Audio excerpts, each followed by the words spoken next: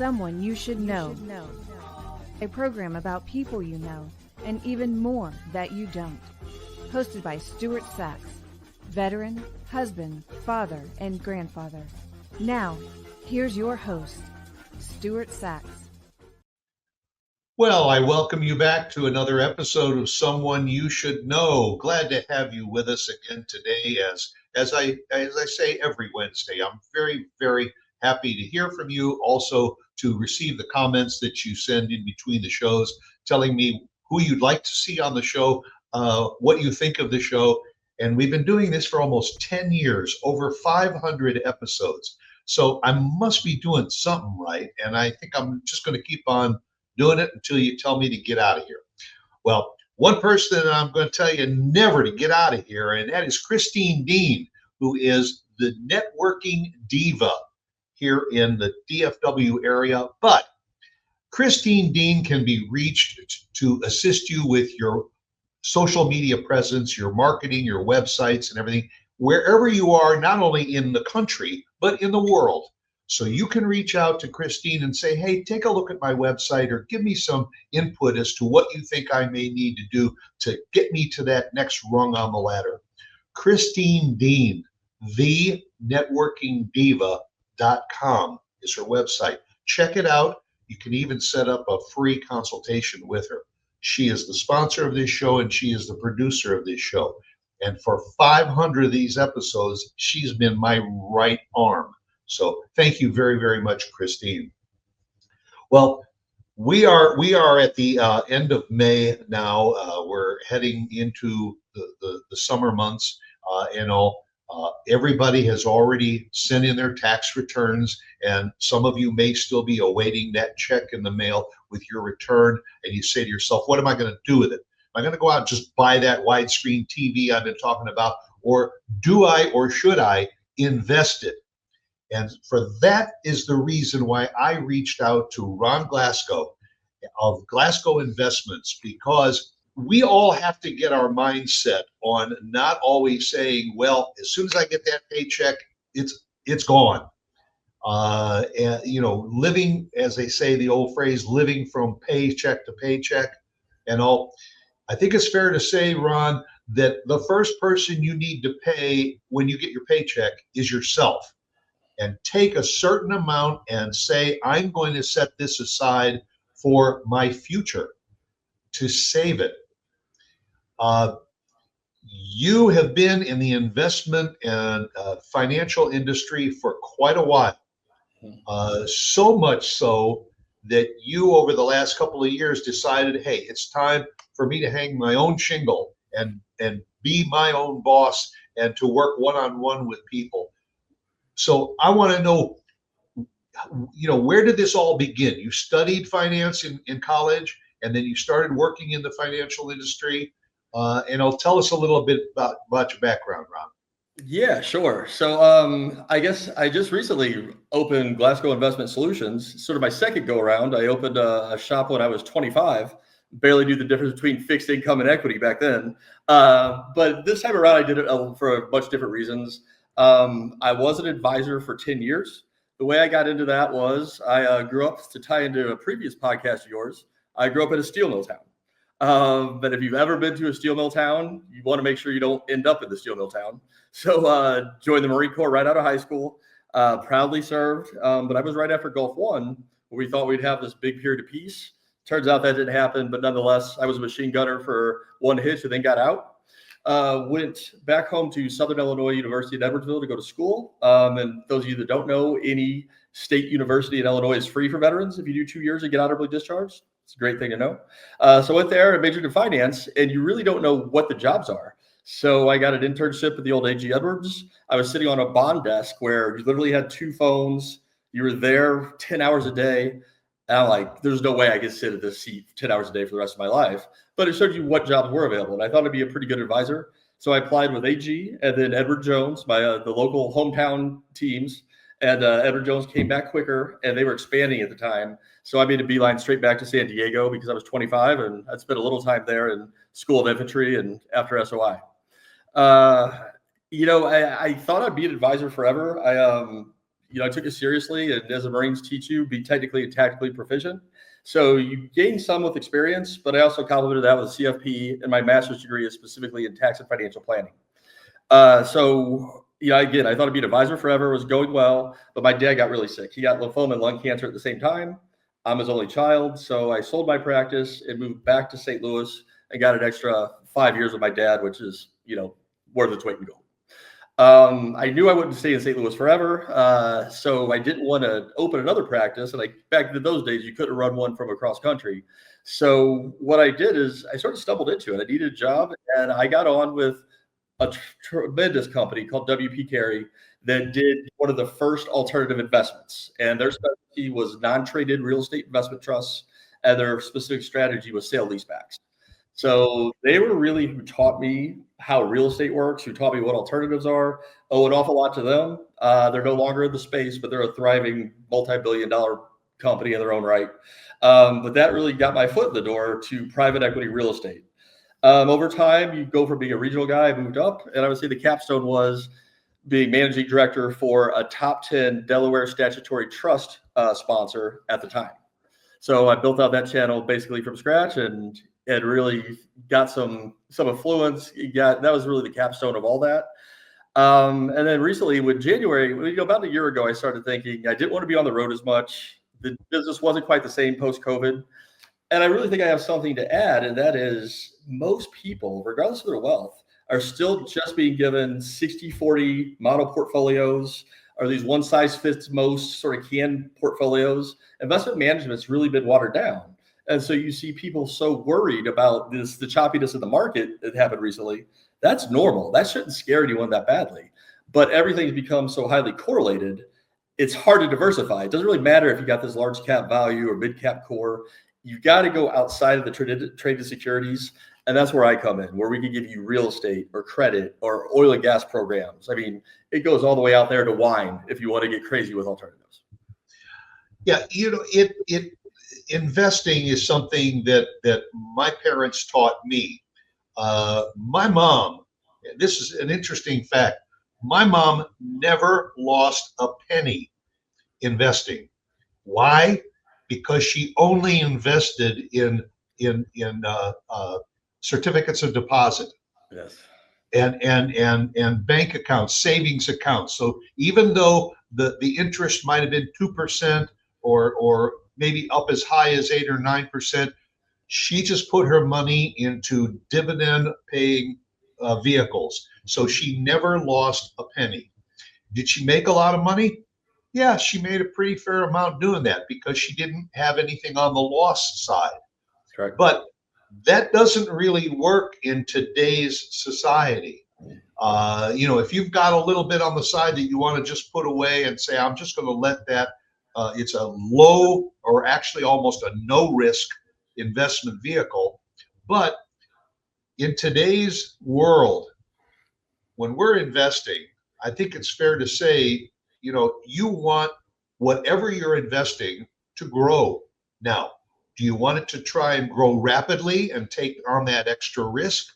Or do you want to make it grow moderately so that you can see that little bit of growth because you're saving for that investment property, you're saving for the children's, college funds?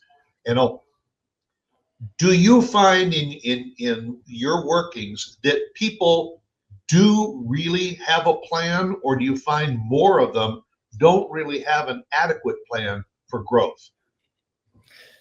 Most people, I think it's split into two camps. You have people that are pretty savvy with money, and then you have those that aren't. And unfortunately, the bulk of society is the aren't. And, they just don't take it seriously. They don't have a discipline to it. And most importantly, they didn't start soon enough. So you can invest in, and I would respectfully say that your mother was a saver, not an investor. But even then, if you save well, you're going to be fine if you start soon enough. I can't verify this, but we always use it in the business. I think Albert Einstein said man's greatest invention was compounding interest. So if Einstein says it, it shows how important it is. And I mean, it's just time. It's time you got to do it. But most people really get to about my age, 49, hopefully sooner, and they say, "Oh, I haven't saved anything." I'm not going to say it's too late, but you've certainly made it harder, and those CDs aren't going to work for you at this point. And the market is so vast into what you can invest in. Now, I want you to kind of lay it out for the people that are watching and listening, because they are in their 20s all the way up to their 80s and all. When you're in your 20s, you have to have a plan that's different than the plan that you would have when you're in your 80s. So, Correct. Is there some kind of a formula that you would say to a young, newly married 20-year-old couple with no children that want to put a little bit of money into investments and say, okay, here's the formula I would use for you at your age? Yeah, it's tough with the formulas because everyone truly is different. You take that couple that's married with a young child. Is there an inheritance coming? What jobs do they have? All of that stuff makes a tremendous difference. Even take you and I, we're both veterans, a huge veterans population here. Well, you take a senior officer that retires, probably got a second job, probably has 2 pensions, probably has a disability. He's going to be set. Take another veteran like myself. I did 1 tour. I don't have a pension, barely any disability, a little bit for hearing. So it's a totally different world in that regard. But the most important thing is either take the time, and it's not rocket science. It's really not. It's very much like the military. 90% of this, I think, is just understanding the verbiage. It's just understanding the language. Think of everything you and I know from being in the military. You could just operate that world. It's the same thing in the investment world. You just don't know the nomenclature. But if you're going to take some time to learn it, you can do it on your own. Or if not, just make sure that you find somebody that you trust. That's probably the most important thing. And that is the key to our conversation today, is that I think that there are probably far too many people that think, oh, I can do this. I can just buy a book, or I can subscribe to a website and all to get the answers that I'm looking for.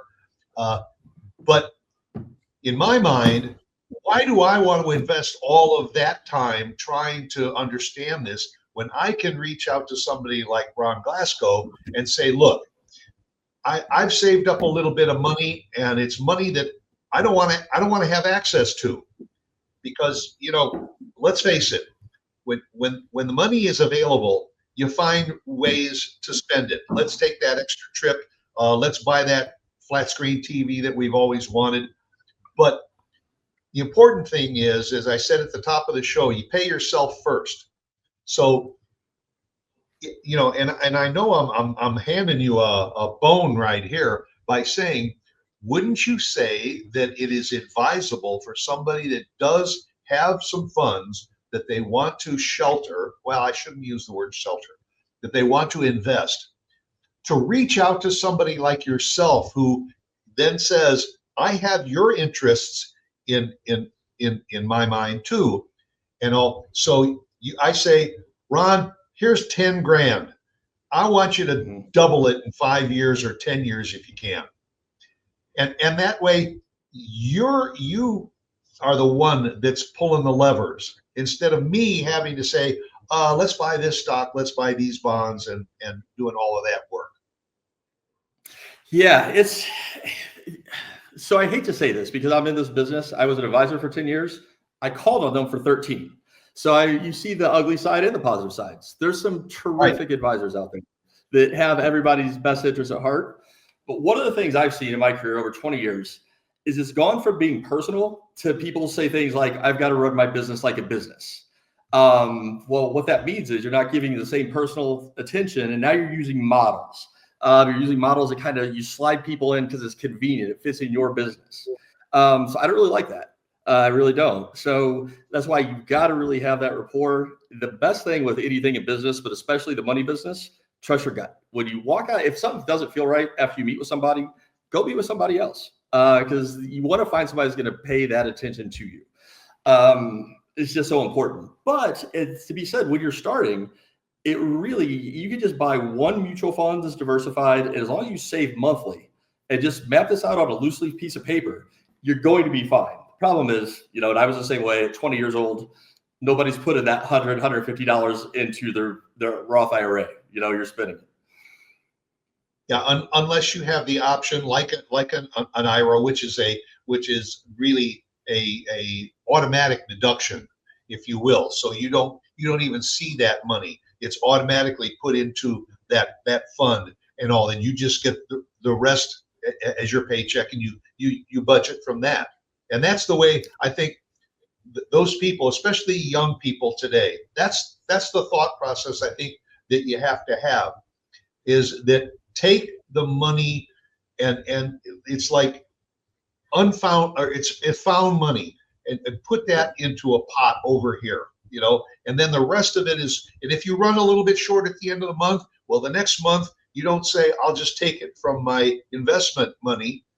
You say, I'm just going to budget a little bit better for next month. I'll buy hamburgers instead of steak. Yeah, you've got to have that discipline. And I will say, I kind of did. I remember being a Marine. We didn't get paid much, and I would, back then, didn't even have investments. You had to put them in the old savings bonds, which I would have had a fortune if I'd been able to invest in the market. Neither here nor there. But I literally remember going to one ATM on base at the end of the month because it would actually give out a $5 bill. So sometimes you cut it close, but it's important to have that savings. And as you get older, you really see yourself start to pull away from those that didn't. And you really see the people that saved properly when they have kids, because kids are a huge expense. And if you don't have that savings ongoing before you have 3 or 4, it's just tough. It really is. While we're talking, we're scrolling your phone number across the screen. We also are going to be scrolling your website, which is really very easy, folks. It's glasgowinvestments.com. And I invite you to check out the website because, even though I think there's a lot of savvy people out there that think they know all about investing, nobody knows about investing than somebody that spends 8 hours a day doing it. And I think that the very title of your website, the key word there is solutions, because everybody can invest, but are you investing in getting the solutions that you are after? Again, if you know how to play the stock market, if you know how to read those tickers day after day after day to find out what stocks are down and worth investing in, which ones are up to take advantage of a profit, fine. But I don't think most people are in that business and have that kind of time. So it's important that if you want your portfolio to grow, you have a good balance of your investments. Right here at this on the screen, the one thing that popped out to me when I went through your website and started looking at some of the information there is right there on the right side of the screen. It says alternative investments. And everybody says, okay, I'll buy stocks. Oh, buy Apple, buy IBM, buy McDonald's, buy all of the well, it's that word alternative. That's where you really can make your money. But it's also fair to say, Ron, that's where you can lose a bundle too if you just take that dartboard and throw darts at random. Correct. You definitely want to do your due diligence on it. So I guess when it just comes to the term alternative, these aren't new strategies. They've been around for 30 years. It's the way the ultra high net worth, is the way institutions and foundations have been investing for 3 decades. So the problem is those investment minimums historically were $5 or $10 million. That's a lot to put into any one investment as your minimum. Well, what's happened over time is you see the companies that are in this space, they've grown. There are far less publicly traded companies today than there were 30 years ago. Companies just don't like to go public because you're a slave to the shareholder then. Your number one mandate as a publicly traded company is to maximize shareholder value, not to build better cars, not to provide better solutions, is to maximize shareholder value. So imagine those constraints. So people really don't want to take their companies public. Then on top of that, you have this crazy correlation between publicly traded companies today. I mean, 7 companies account for over a third of the entire stock market's value.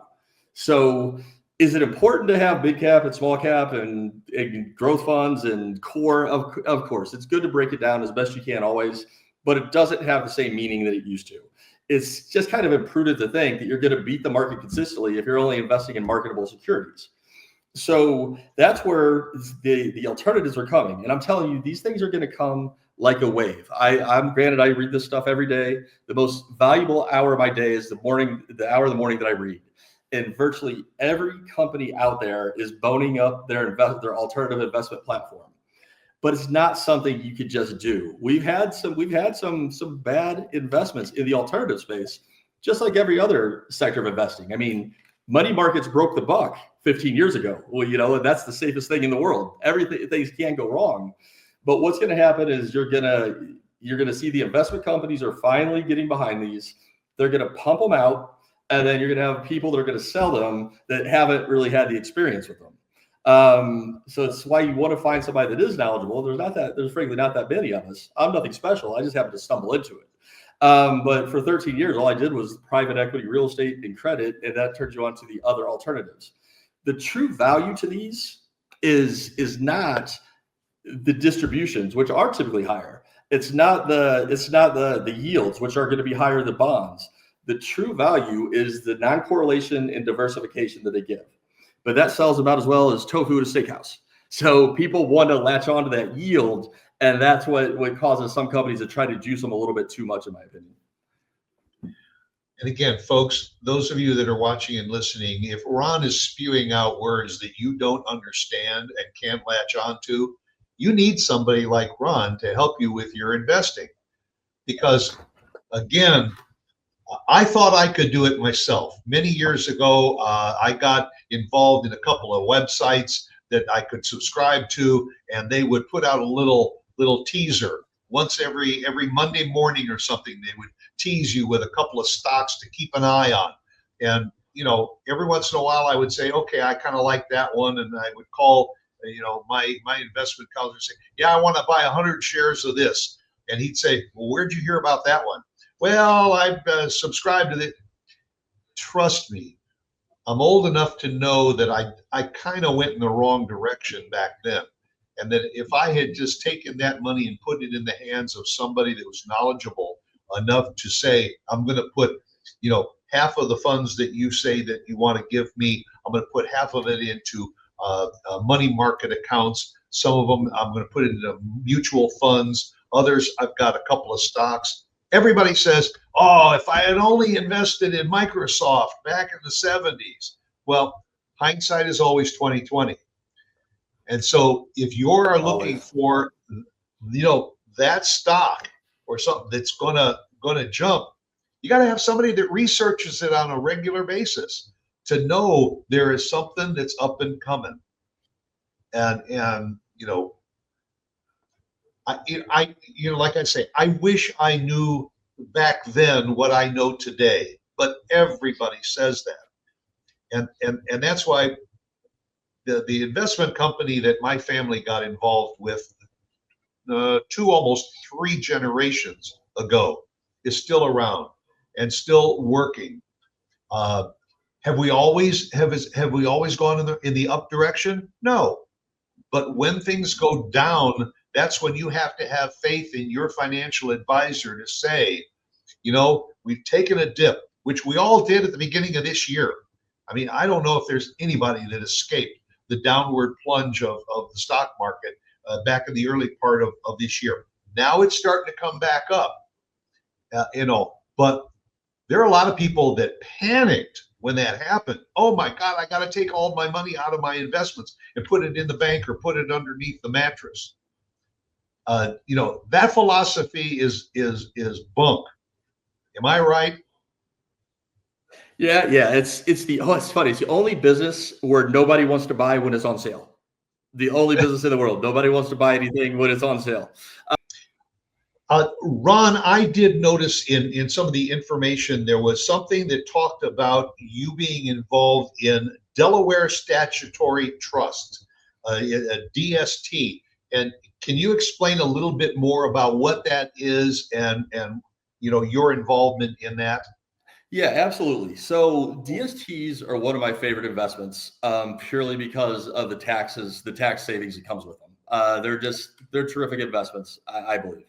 They are a little different. They're technically going to be considered an alternative, but they're different in that they're transactional, much like a real estate purchase, because you don't buy a DST typically unless you're in a 1031 exchange. So a 1031 exchange is something that's been on the IRS code since the early 1900s. It's a terrific provision. What it says is that when you sell an investment property, so it can't be your personal home, it can't be a vacation home unless you meet certain criteria, but if it's an investment property, when you sell that, you're going to have a lot of taxes due typically. The two layers of tax we all know are capital gains, but you also have depreciation recapture. So remember, if I buy a building for $1 million today, my CPA is, depending on what type of building it is, my CPA is going to put that on a depreciation schedule and save me a little bit of tax every year is why I depreciate it down. Right. Well, you got to pay the piper when you sell it. So you've got to catch all that up, and then you've got to pay your capital gains on top, which could be very, very significant. It'll wipe out about a third of the value of your real estate a lot of times. So what you can do is you can do a 1031 exchange. The rules are very loose in some ways, but very stringent in others. People always think that you have to buy the same type of property. It's not true. The term is like kind, but it's very broad. You could sell a piece of farmland and buy a part of a skyscraper in New York. You could sell an apartment building and buy a medical office building. As long as it's investment property, it doesn't matter. What does matter is your timing. You have 45 days to identify new property to go into. For purposes of this discussion, we'll use the 3 property rule, meaning you can identify 3 properties and you have 45 days to do that. And then you have 180 days to close.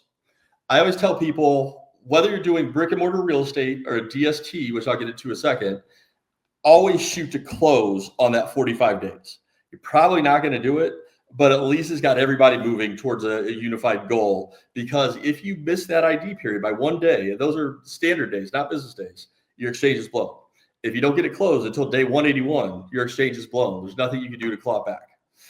The other thing that's very important is you have to have a qualified accommodator or a qualified intermediary, basically like an escrow person, but you can't take receipt of the funds. It has to go to that QI. And right. I know several locally or around the country. That's huge too. People forget or just don't know, if it hits your bank account, it blows your exchange. So no one has stats on this except the IRS, and they're not releasing them. But I would guess that at least 90% of 1031 exchanges are selling a property and buying a property. That's just what it's always been. It'll always be dominant. But you've seen DSTs come quite a ways in the last 10 years to becoming much more popular. So I'm going to very much oversimplify this. So don't anybody call me and say I made it too simple. I'm doing this for illustrative purposes. But think of a DST as a box. Just like an IRA is a box. It's just boxes with rules attached to them. Well, right. A DST is very much like a mutual fund, except instead of holding stocks and bonds, it holds a piece of real estate. So it held an apartment building, it'll hold a medical office, it'll hold a warehouse. There's virtually a DST for almost every type of real estate out there. So because it holds that real estate, it's 1031 eligible. So that allows you to sell your brick and mortar property and go into this investment. And what you actually buy is a fractional share in the trust that holds that real estate. So where this really comes into play is typically people that are in their 60s, maybe a little bit older. That's the standard. They've had investment property for quite a while. They're tired of dealing with it. The taxes, toilets, and tenants, as we say. And even if you have a property manager, a lot of times you have to manage the managers, and the managers certainly don't pay for damages. You got to cough that up. So right. They're just tired. So if you sell that, you can put that into a DST, and then it's professionally managed by normally $1 billion plus real estate company that specializes in that segment of real estate. So in addition to taking away your burden, it's a great way to scale up, because I've seen some pretty wealthy people, $4 or $5 million. It's not that much money in commercial real estate. So you start looking around and buying a strip mall, or you try to buy this rundown Walgreens somewhere. It doesn't make sense. Here you can pull your money and get a much higher quality piece of real estate. Okay. So the way DST will work is normally you put the money in. Some of them vary. The ones I typically like are designed for income, meaning we're going to pay you a good distribution on a monthly or quarterly basis. And in 5 to 7 years, or they're going to sell that property and you're going to get some gain on the back end. If you want a warehouse, not going to be that much. If you want multifamily, depending on the market, you can get a little bit of a gain. And then there's some other DSTs that pay little or no distribution, and they're all geared for that growth. So that would be one. It's not a DST, but it's an interesting deal here in Dallas. They're buying Class C apartment buildings and turning them into Class B. It's not a very sexy story, but when you look at the fundamentals, the numbers are pretty compelling. Now it's much higher risk, obviously, because you're betting on growth versus income in your pocket today. So back to the income-oriented ones, you have those 5 to 7 years. The sponsor is typically going to sell that real estate. Again, hopefully we get you some gain. Then it's your choice. Do you want to pay taxes at that time? Do you want to go back into a brick and mortar building, or do you want to go into another DST? And the crass term that we use is swap till you drop. Normally, once you're in the DST world, you're in it. So you keep swapping DSTs until you pass away, and then you get a step up in cost basis, and then your beneficiaries don't have to pay any tax on it at all under current tax law. So I love DSTs because you know exactly what you're getting, and it waives all those taxes if you do it right. So if what you're saying is perking up my ears, and I'm saying that, this DST thing sounds pretty interesting to me, and I think maybe I would like to get involved in it. Do I have to have X number of dollars in order to get into this, or is the sky the limit? Yeah, so the typical minimum is $100,000 for a DST. I will say, when I was a managing director for a DST sponsor, we had a new guy.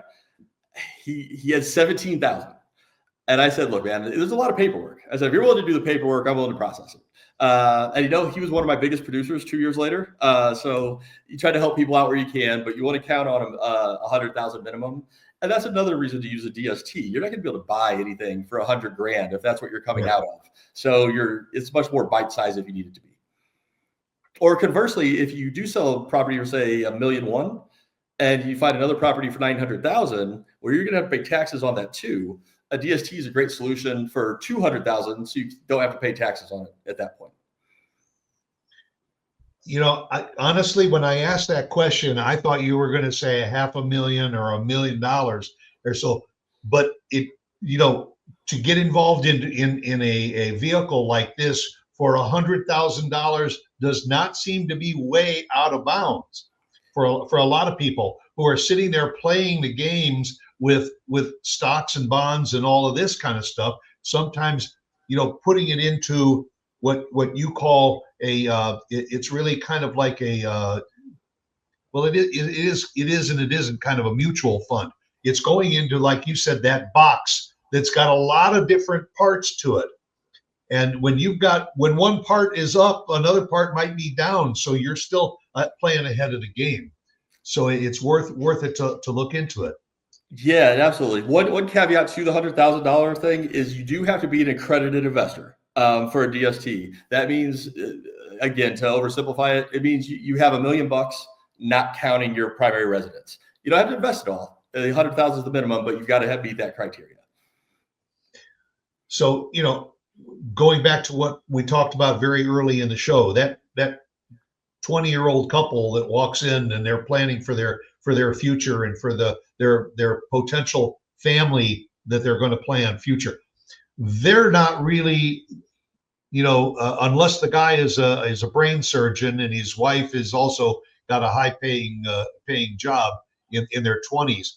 They are not necessarily the prime targets for getting involved in something like a DST. But having said that, somebody like Ron Glasgow is going to say to them, what can we start investing to build up that pot to the point where we can then take some of it and move it into a program like a DST? Is that fair to say? Yeah, it's, again, you just want to start as soon as you can. And I'm just thinking back at the very beginning of my career. My wife's a social worker by trade. We always try to do a little extra. So there was a women's group in Ocean Beach, San Diego, which OB is kind of the poorest beach. That's where I lived when I first moved there because you didn't have any other money. But they were just single women, and they wanted me to do a little saving class. I remember what I did is I think I figured the price of a pack of Marlboros a day. I think back then it was like $5, $5.50 maybe. And I just said, just stop smoking and put that priceless pack of cigarettes a day into a mutual fund and just let that grow for 30 years. I want to say it was like $4 million or something. If you got just a regular normal rate of interest in the market, just let it compound over 30 years. So starting soon is the best you can. Nobody's going to do it, but so you got to play catch up as soon as you can, and hopefully you start that in your 30s. 30s are good, 40s you're pushing it, 50s are tough. They really are. And then the whole goal is to get to where you have choices. It's not necessarily what I offer. You just want to have choices for your money. If you have 100, 200,000, you probably should be just those model portfolios. There's not much we could do with you. But once you have $1 million investable, we're not trying to replace portfolios. We're just trying to enhance them. So if I could put 10 or 20% in there that enhances it, it smooths out your ride a little bit. It's less volatile, or even it's the same volatility, but it moves in different cycles. And it pays the same or a little more. Now I smooth out your ride, and that's going to get you up there. It's going to get you to the top of the hill even faster. Because remember, the way the math works, if you lose 10%, you don't gain 10% and go back to stuff. You got to gain like 11 point something percent. It's just the way the math works that kind of cuts against you. There are so many aspects to investing. And as I say, over the years, there's always friends that say, "Oh, hey, listen, I just got a tip on this." If you got unlimited funds and want to just invest in everything, it's almost like saying, "I'm just going to take all the money that's in my bank account and go to Las Vegas this weekend because I'm going to double my money." It doesn't work that way. Having a plan is probably the most important thing that anybody can do. And yes, you always have to keep in mind that if that air conditioning system goes out in the house and you need to replace it with a new $15,000 unit, where's the money going to come from? Well, if you've been a smart investor, you can find that the money that you have earned can pay for that problem that you had instead of you having to go out and get a second mortgage on the house. Correct. Yeah. Worst case, if you use your savings for your air conditioner in Texas, it's not ideal, but at least you had it, and there's so many people that, we saw the ice storm a couple of years ago. So many people were hurting after that. They didn't have the funds to fix their own home. It's really, really sad. And one thing I'll say on the plan is, look, I'm a certified financial planner. My master's is specifically in tax and financial planning. I believe in financial planning. However, that's been watered down too. So what you don't want to do is go and pay $5,000 or $10,000 for a big financial plan that's going to look like an old phone book, if you remember those. It's a big door stopper that your guy's going to go through with you once. Your eyes are going to glaze over. It's going to be a million charts in there. It's never going to be revisited again. Those are the waste. And some people are that complex and they need that level of complexity. If you own 4 or 5 companies, yes, you may need that. But if you're an individual, focus on sort of one thing at a time. Don't kick it down the road and put it off, but focus on your retirement first, then your college needs, then your insurance planning should probably come before all that. But focus on it and revisit it. The key to a plan is revisiting it and adjusting as things go. I mean, we never would have known that inflation would have hit what it did recently. You got to adjust your plan for that. And I guarantee you the people that spent money on those, 90% of them never revisited it. Well, and just look what happened so far in this century. Since the year 2000, we've gone through a major a pandemic, which, not only shut the doors on almost all the businesses in the country and forced people to now do everything from home, but it took a financial hit on an awful lot of people that were in business or were just working for somebody else. Yeah. So those are the things that having a financial planner like Ron will allow you to have that hedge against. And when something comes up and you go, "Oh my God, another catastrophe!" The house got hit by lightning, and I got a $5,000 deductible. Where am I going to get the $5,000 deductible from? You call your financial planner. Yes. And you have that avenue. Looking into the future, Ron, are there areas that you are looking at now, like certain sectors, petroleum, precious metals, things like that to look at 5 years, 10 years, and 20 years down the road to say those are areas that you should look into? Yeah, I think it's a really exciting time because we've just been on this whole stock and bond thing for forever. And look, they should always be the bulk of your portfolio. I'm not saying we get rid of them, but now then with the first alts, they were real estate, and I think real estate will always be the king of alternatives. They really will. Right behind that, though, you have private credit that's coming on. That's in a multitude of forms. It could be senior secured loans or mezzanine debt, a whole lot of different things that fall into that private credit bucket, and they're structured different ways. But then, you've got oil and gas. So here in Texas, frankly, it's an area that I'm pretty weak on. So when some of the old programs were really bad, they had like 30%, 30% commissions, and they never hit oil. So I think my spidey sense went off and I steered clear. There are some good ones though. But I'm not foolish enough to try to talk to a Texan about oil and gas, right? I mean, if they know that business, they're going to know it. So that's why I bring in the team. Luckily, the oil and gas guys are mostly here in Texas. You just bring in the experts when you need them. But beyond that, there's true private equity. Private equity is buying businesses. The example I always give is Pretty Woman, my wife's favorite show. Remember, we went in, bought the guy's business, was going to break it down to pieces. By the way, later this year is Pretty Woman 2 is coming out. Oh boy. I hope it's awful. Otherwise, I'd have to be watching that for the next 30 years. Like I've watched the first one with my wife. But yeah, private equity. And then, there's other things you could get in. If you're a car guy and you have some means, man, go out. As long as it's the right percentage, buy that C1 or C2 matching numbers Corvette. You might overpay a touch for it today. You're going to enjoy it. And I promise you're going to get your money back out of a numbers matching Corvette whenever you want to sell it. If you really know what you're doing, although there's a lot of fraud here, buy that case of wine. Buy art. You get a Picasso for $2,000 or $3,000. If you really like it, take some splurges like that are also investing. But I think the one untouched market that's crazy, and only because my best friend did it. He worked for the Fed and then traded crypto exclusively for 3 or 4 years. Crypto is for a while people said it wasn't backed by anything. Well, our friends at Blackstone got involved, and now they have a bunch of ETFs that base their price off of Bitcoin and Ethereum. So now it's backed by something. It's crazy. And I'm not the most techie guy, but it's very exciting. It'll be interesting to see how that all pans out. Well, Ron, I can't thank you enough for taking the time to kind of wash the windows here and let people see a little bit clearer about what some of the options are. We've been sharing, and you can go back to the beginning of the show too if you want, and jot down Ron's phone number and his website and all. And feel free. And am I correct? They don't have to be in the state of Texas to reach out to you. No, we cover all 50 states. Puerto Rico, if you have anybody down there. So what I say is I'll do your analysis for free. And that's just the main thing is to see where you are currently. Some people have accounts everywhere, and I use the best software you could buy. So I don't just want to see what category. I want to see the underlying investments to see where your overlap is. And then investments have different layers of fees that don't always get disclosed. I want to show you exactly what you're paying. That's all free of charge if you're a referral for something like this. I just do that to see where we're going and then see if you want to make improvements on that. It's up to you. Well, I would be remiss if I didn't close the show out by thanking you for your service to our country.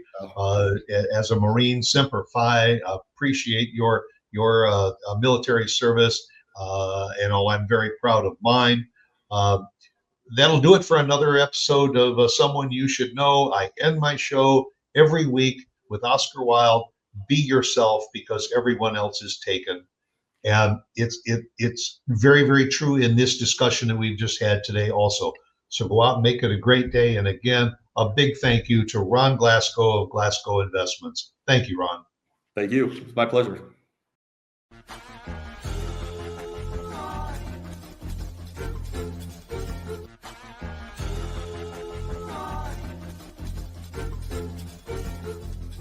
Someone you should know.